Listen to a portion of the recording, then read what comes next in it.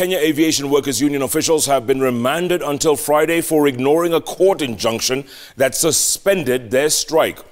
The officials were presented at the Jomo Kenyatta International Airport court for leading a near 12-hour disruption of services at the airport.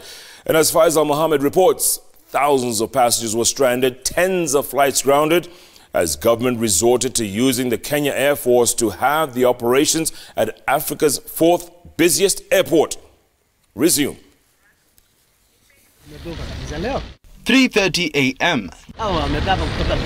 Jomo Kenyatta International Airport. Hundreds of passengers stranded.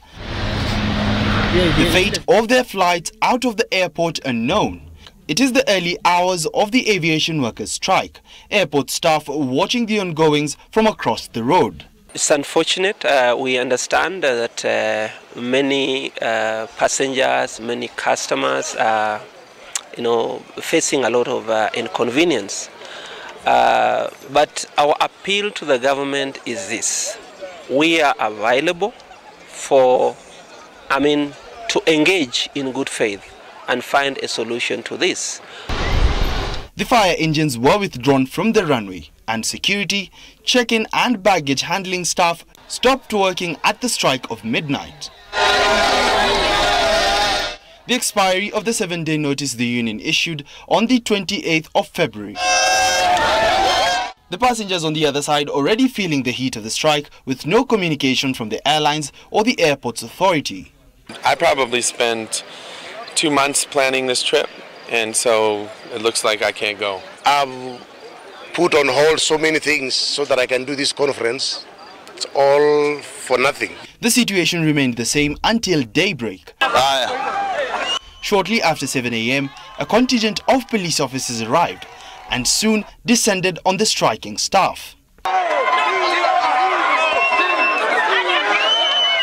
KAWU Secretary General NDIEMA was arrested in the ensuing melee. It was not until after 9 a.m. that Transport Cabinet Secretary James Macharia showed up in the company of the airport's CEO Johnny Anderson and KAWU's Sebastian Mikos. A tough-talking Macharia declaring the strike illegal. If you are striking, you stay at home. You stay at home. You don't come here to disrupt operations. Let those who want to work, do work. And so if you want to disrupt, yes, you are committing a crime. And you'll be dealt with according to the law. Shortly after 11 a.m., the first flights took off from JKIA after nearly 12 hours. The clearance and screening of passengers coordinated between the Kenya Air Force, National Youth Service and a section of Kenya Airport Workers employees. The striking workers are against the proposed takeover of JKIA by a special purpose vehicle under a 30-year concession. The union arguing that the deal could lead to possible job losses. These are workers. They are the ones serving passengers and running this airport and other airports in this country. These are your people.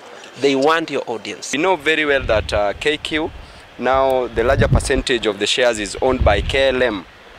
And KLM is a private company.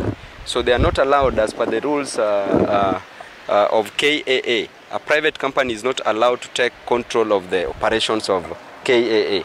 For almost 12 hours, services at East Africa's major aviation hub JKIA were rocked with confusion and chaos. Over 24 flights were cancelled and thousands of passengers stranded. However, the Aviation Workers Union has stated that their grievances have not been addressed.